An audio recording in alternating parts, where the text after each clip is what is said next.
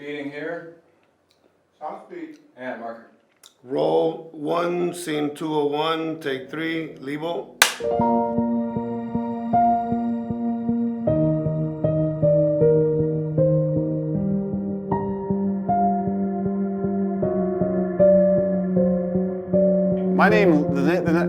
My name's David Lebo Lebetard. My name is Lebo. I was born in New York. I've been in South Florida most of my life. I started my art probably around 8 or 9 years old, being attracted to comic strips, particularly in the newspaper.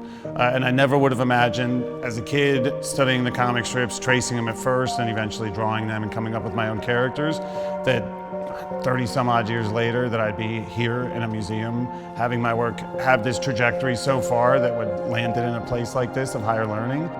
I really like wordplay, so I broke down God particle into God particle.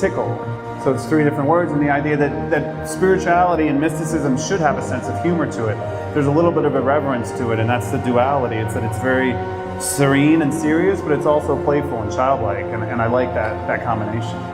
When I worked in black and white, which was my whole life growing up until 21 years old, really it was just my parents and a few other people that were interested in what I was doing, but I was still very dedicated to it. And when I started doing work bigger and it came in color, it's like people just immediately started to recognize me. And I thought that was great because I was graduating from FIU.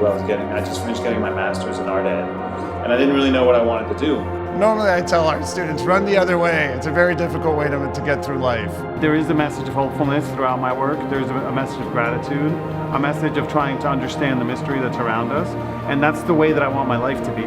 So there's plenty of negative things that we can dwell on as well, and I'm not discounting those things at all, but in the time that we're going to spend together, I wanted to move towards harmony.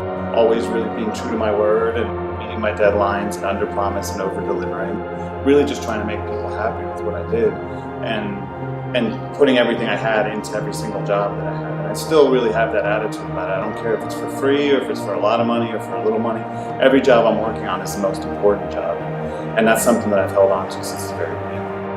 I think to be successful in anything, it's really important to be consistent at it. And I was taught as a child by my parents to be very focused and dedicated to whatever it is that you want to do.